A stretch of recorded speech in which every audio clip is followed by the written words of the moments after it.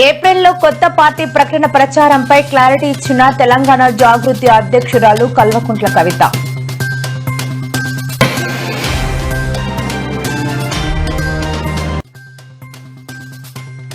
నేడు కృష్ణా జిల్లాలో పర్యటించిన ఏపీ మాజీ సీఎం వైఎస్ జగన్. భారీగా తరలివచ్చిన పార్టీ నేతలు, కార్యకర్తలు, అభిమానులు. నేడు మంత్రి పొన్నం ఇంటిని ముట్టడికి ఎస్ఎఫ్ఐ నేతలు యత్నం. పలువురు నేతలను అరెస్ట్ చేసిన పోలీసులు.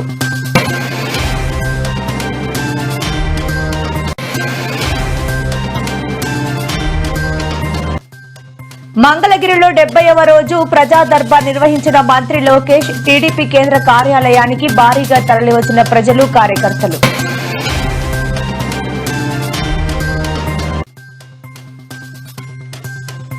జూబ్లీ హిల్స్ లో బీజేపీ ఓడిపోవడం ఖాయమని సవాల్ చేసిన మంత్రి పొన్నం ప్రభాకర్.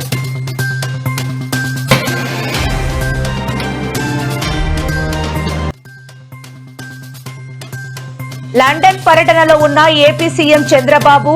ఏపీ, యూకే యూనివర్సిటీల మధ్య భాగస్వామ్యంపై చర్చ.